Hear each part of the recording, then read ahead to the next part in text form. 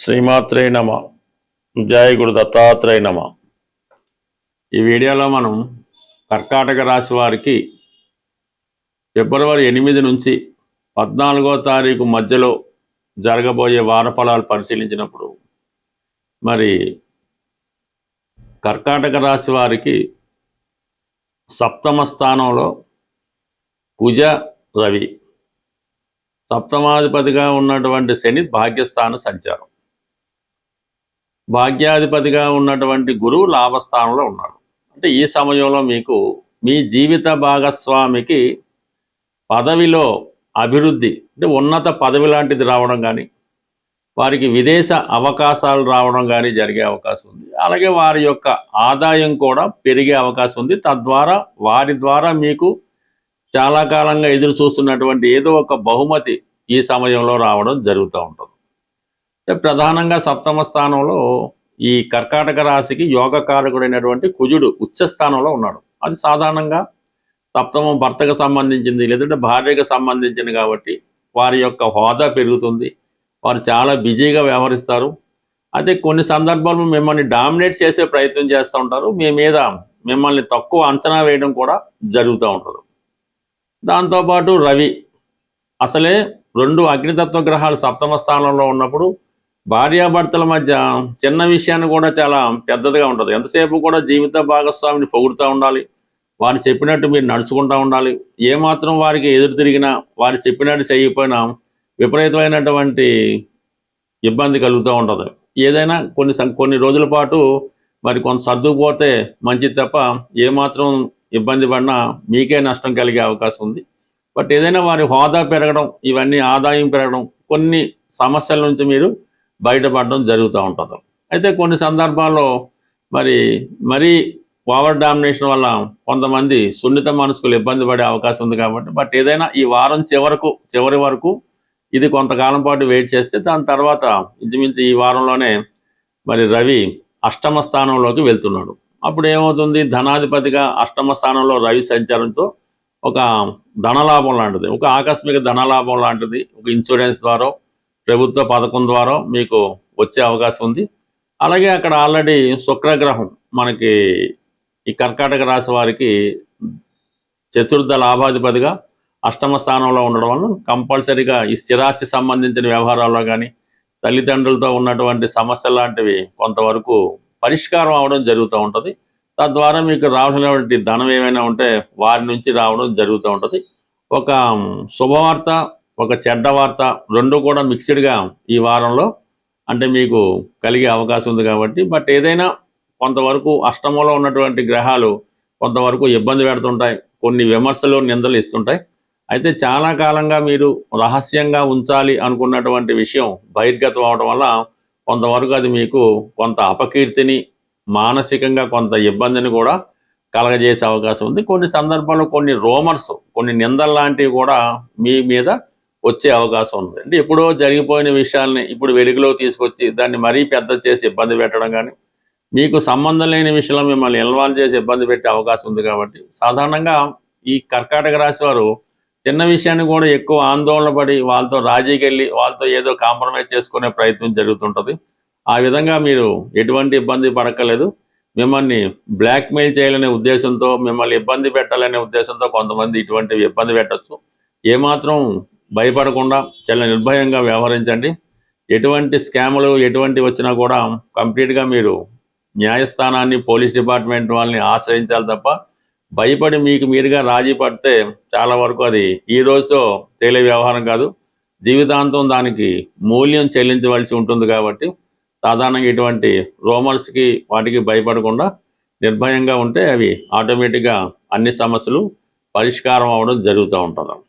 అయితే ఈ సమయంలో మీరు ఏదైనా ఆగిపోయినటువంటి ఉద్యోగం కానీ, లేదంటే చదువు కానీ తిరిగి పునఃప్రారంభించవచ్చు. ఏదైనా కొంతకాలం వ్యాపారం చేసి ఆగిపోతూ ఉంటారు, దాన్ని మళ్ళీ తిరిగి మొదలెట్టచ్చు. ఏదైనా విద్యాపరంగా చాలా కాలం గ్యాప్ తర్వాత మళ్ళీ మీరు ఏదైనా ఇంకో కోర్స్ నేర్చుకోవడం కానీ, ఏదైనా నైపుణ్యం గల వృత్తి నేర్చుకోవడం కానీ జరిగే అవకాశం ఉంది. బట్ ఏదైనా గురుగ్రహం మీకు 12వ స్థానంలో ఉండి ఎటువంటి ఇబ్బంది వచ్చినా కూడా చివరి నిమిషంలో ఎవరో ఒకరు మిమ్మల్ని రక్షించి మీ యొక్క సమస్యల నుంచి బయటపడవేయడం జరుగుతూ ఉంటుంది. బట్ ఆర్థిక సంబంధించిన విషయాల్లో మాత్రం కొంతవరకు ఖర్చులు పెరుగుతూ ఉంటాయి. అంటే న్యాయమైన ఖర్చులే, పిల్లల చదువులు అని, మెడిసిన్స్ అని, ఏదైనా చిన్న చిన్న ఇన్స్టాల్మెంట్స్ అని, ఫైనాన్స్లు అని, ఇవన్నీ కూడా మిమ్మల్ని ఆర్థిక పరంగా చాలా కృంగదీస్తూ ఉంటాయి. విపరీతమైనటువంటి ఫైనాన్షియల్ స్ట్రెస్ ఏర్పడుతూ ఉంటుంది. అయితే ఎవరో ఒకరి సహకారంతో చివరి నిమిషంలో ఆ సమస్య నుంచి బయటపడి చివరికి కథ సుఖాంతం అయ్యే అవకాశం ఉంటుంది. ఈ వారంలో ప్రధానంగా శని త్రయోదశి 14వ తారీఖున శని త్రయోదశి రావడం జరిగింది. ఆ మర్నాడు 15వ తారీఖున మహాశివరాత్రి కాబట్టి ఏదైనా ఈ సకల రాసుల వారు కూడా జీవితంలో మళ్ళా తిరిగి పుంజుకోవాలంటే ఈ ప్రధానంగా ఈ 2 రోజులు మరి మన శని త్రయోదశి రోజు ఏదైనా శని క్షేత్రాన్ని దర్శించడం, ఏదో మన మందవిల్లని అని కొన్ని శని క్షేత్రాలు దర్శించి అక్కడ పూజ చేయించుకోవచ్చు. లేని పక్షంలో ప్రధానంగా శివాలయంలో ఉన్నటువంటి నవగ్రహాల్లో ఉన్నటువంటి శని భగవానుడికి అక్కడ ఉన్నటువంటి పంతులు గారి ద్వారా కంప్లీట్గా మీరు మరి విధి విధానంగా శని భగవానుడికి తైలాభిషేకం చేసి చక్కగా ఈ తైలాభిషేకం జరిగిన తర్వాత ఆ ప్రధాన దేవాలయంలో ఉన్నటువంటి పరమశివుని కూడా దర్శించుకొని ఆ రోజు కంపల్సరీగా మీరు, అంటే చాలాసార్లు చెప్పినప్పటికి కూడా కొత్త వారి కోసం ఆయిల్తో చేసిన పదార్థాలు ఏమీ తినకూడదు.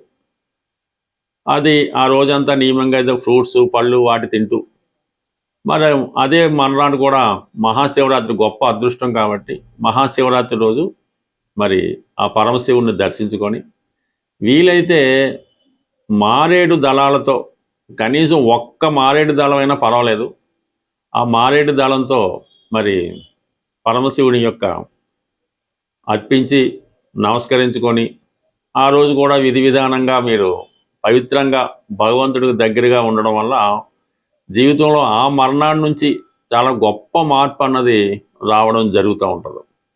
అయితే ఈ మహాశివరాత్రి రోజు వీలున్న వాళ్ళు, అంటే ప్రతిదీ పెద్ద టెంపుల్లో పంచారామాల్లో కాశీక్షేత్రంలో అక్కర్లేదు, ఎక్కడ ఏ శివలింగం ఉన్నా వీలైతే రుద్రాక్షలు, అంటే ఎన్ని ముఖాలైనా పర్వాలేదు, ఎన్నైనా పర్లేదు, మరి శుభ్రమైనటువంటి వాటర్లో వేసి ఆ రుద్రాక్షలతో శివునికి అభిషేకం చేయవలసి ఉంటుంది.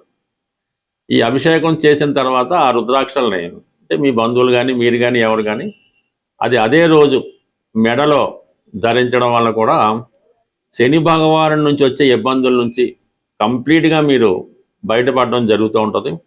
అంటే ఒక విధంగా ఈ రుద్రాక్ష ధరించడం వల్ల మీలో ఉన్నటువంటి కోపం అనేది బాగా తగ్గిపోతుంటుంది. చాలా ఓర్పుగా సహనంగా ప్రవర్తిస్తూ ఉంటారు. ఆటోమేటిక్గా మీకు ధనాకర్షణ పెరుగుతూ ఉంటుంది, ముఖంలో ఒక విధంగా గ్లో పెరుగుతూ ఉంటుంది, ఒక గౌరవమైనటువంటి హోదా కలుగుతూ ఉంటుంది. దీంతోపాటు మీరు ధరించగలిగితే విభూతి ధారణ కూడా అలవాటుగా చేసుకొని ప్రతిరోజు ధరించడం వల్ల జీవితంలో కంప్లీట్గా చేంజ్ అన్నది రావడం జరుగుతూ ఉంటుంది. అది ఒకసారి మీరు ప్రయత్నం చేయండి, ఎంతో కొంత మీ జీవితంలో మార్పు అన్నది రావడం జరుగుతుంటుంది. అంటే దీనికి ప్రత్యేకంగా ఏలినాడు శని జరుగుతుంది, అష్టమ శని జరుగుతుంది కాబట్టి వాళ్ళే చేయలేని రూల్ ఏం లేదు, ఎవరన్నా చేయొచ్చు, ఎవరు చేసినా కూడా ఫలితం రావడం జరుగుతూ ఉంటుంది. బట్ ఏదైనా నమ్మకంతో ఎంత చిన్నగా అయినా, ఎంత చిన్న దేవాలయంలో చూసినా ఆ ఫలితం వస్తుంది తప్ప పర్టికులర్గా అక్కడికే వెళ్ళాలి, ఆ క్షేత్రమే దర్శించాలి అని ఏం పెట్టుకోవద్దు. మీకు అందుబాటులో ఉన్నటువంటి ఏ శివాలయం అయినా, ఏ శివలింగానైనా దర్శించి ఆ స్వామి యొక్క ఆశీస్సులు పొందుతారని ఆశిస్తూ స్వస్తి.